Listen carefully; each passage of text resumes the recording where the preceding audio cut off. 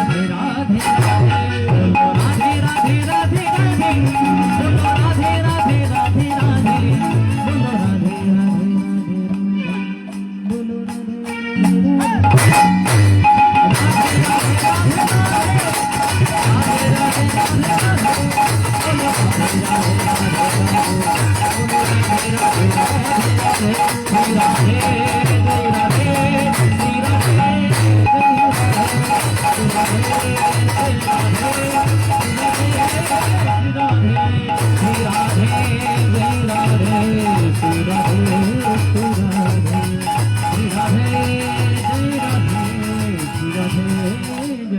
जय राधे बोलो बोलो राधा रानी की श्याम सुंदर गोविंद की अपन अपन पिता माता की निज निज गुरुदेव की नवद्वीप धाम की वृंदावन धाम की उपस्थित भक्त मंडली की आजकेर आनंद की आजकेर हरिबासर की गरम लागছে की জয় রাধে গরম লাগাবেন না এতক্ষণ আমরা ছিলাম শ্রীধাম নবদ্বীপে গৌরের কথা সাধন করলাম কারণ কথায় আছে হেন নিতাই বিনে ভাই রাধা কৃষ্ণ পাইতে নাই দৃঢ় করি ধরো তোমরা নিতাই রূপাই নিতাই পদ কমল কোটি চন্দ্র সুশীতল সুশীতল যে ছায়াই জগত জুড়ায় হেন নিতাই বিনে ভাই রাধা কৃষ্ণ পাইতে নাই দৃঢ় করি ধরো তোমরা নিতাই শ্রীকৃষ্ণের যতে গলীলা সর্বোত্তম নরলীলা নরবপু তাহার স্বরূপ গোপবেশ বেণুকর নবকিশোর নটব নরলীলা হয় অনুরূপ শ্রীকৃষ্ণের যতে গলীলা আমরা যেগুলো করি সেগুলো খেলা আর ভগবান যেগুলো করেন সেগুলো লীলা আমরা বলি না অমুক পালা সঙ্গ ভগবানের কালীয় দমন পালা কৃষ্ণ সুদামা পালা কিন্তু ভগবানের পালা হয় না পালা হচ্ছে দুটি একটি আসার পালা একটি যাওয়ার পালা বাকি সব ঝালা পালা পালা হয় যাত্রাতে আর ভগবান যেগুলো করেন সেগুলো লীলা কেন আমাদের প্রমাণ আছে শাস্ত্রের প্রমাণ আমাদের দেহ তৈরি রক্ত মাংস হাড় দিয়ে তিনটে পচে যাওয়ার ভয় থাকে রক্ত পচে গেলে ব্লাড ক্যান্সার মাংস তো পচে যাওয়ার জিনিসই আর হাড়ে ঘুম ধরে কিন্তু ভগবানের দেহ যে তিনটি বস্তু দিয়ে তৈরি সেগুলো রক্ত মাংস হাড় নয় সে হচ্ছে সৎ চিৎ আনন্দ তাই ভগবানকে বলা হয় সচ্চিদানন্দ ওই শ্লোকে বলে না ঈশ্বর পরম কৃষ্ণ সচ্চিদানন্দ বিগ্রহ অনাদিরাদি গোবিন্দ সর্বকারণ কারণ তাই আজকে আমরা যে লীলা শুনবো একটু ভক্ত মার্গের লীলা যে সক্ষরসের আহ্বানে ভগবান বৃন্দাবনে কয়েকদিন বাধা পড়েছিলেন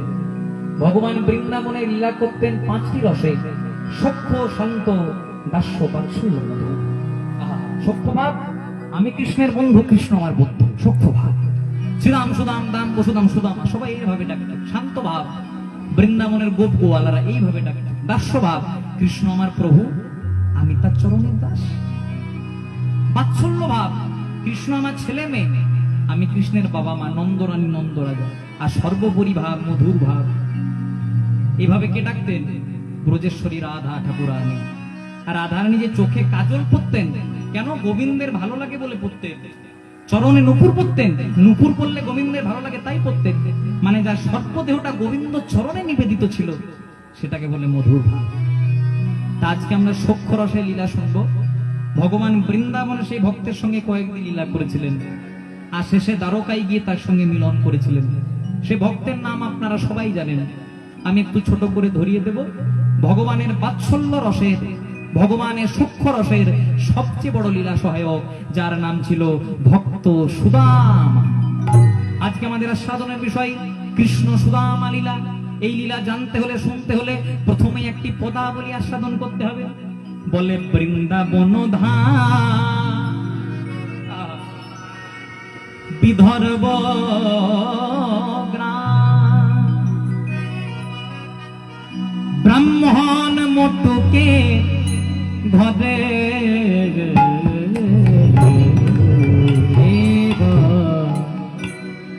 বৃন্দাবন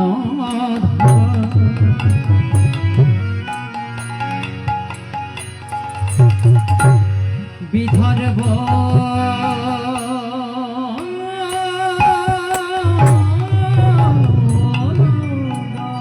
জন্ম নিল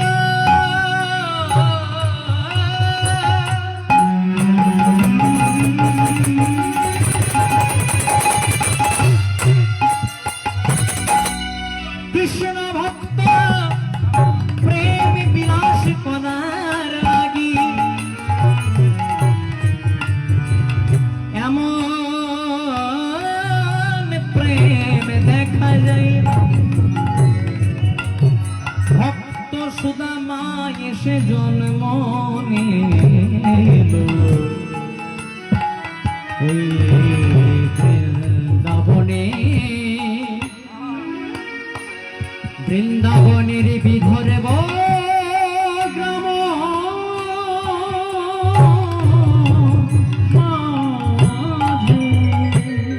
বৃন্দাবন নাম বিদর্ভ গ্রাম। বৃন্দাবনের মধ্যে একটি ছোট্ট গ্রাম। যারা আপনারা বৃন্দাবন বেড়াতে গেছেন, বৃন্দাবনের সামনাসামনি একটি ছোট্ট গ্রাম আছে। যদি বৃন্দাবন যান এগুলো মিলিয়ে নেবেন। গ্রামটার নাম বিদর্ভ গ্রাম। পিতার নাম মুটুক ব্রাহ্মণ, মাতার নাম রচনা দেবী। এই মুটুক ব্রাহ্মণ মাতা রচনা দেবীর কোলালো করে ধরাধামে অবতীর্ণ হলেন পরম কৃষ্ণ ভক্ত, যিনি না এলে ভগবানের সূক্ষ্ম রস অধরা পড়ে যেত, যার নাম ভক্ত সুদামা। এবার কোন তিথিতে জন্মগ্রহণ করলেন? বলে শুভ কার্তিক মা,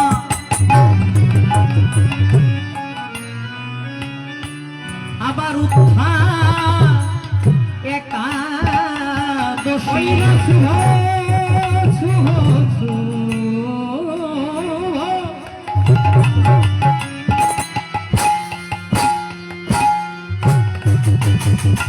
ওইলা শুভ কার্তিকী মা, তাহে উত্থান একাদশী জনম নিল সুদামা, জনম নিল সুদামা। ওই শুভ কার্তিক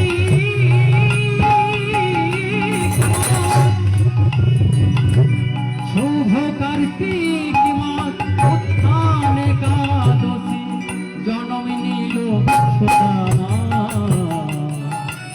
জনম নিল সুদামা। উল্লেখযোগ্য তিথি শুভ কার্তিক মাস। আমাদের 12টি মাসের মধ্যে সর্বশ্রেষ্ঠ মাস, তার নাম কার্তিক মাস। কার্তিক মাসকে বৃন্দাবনের ভাষায় আরেকটা নাম বলা হয়। কি মাস?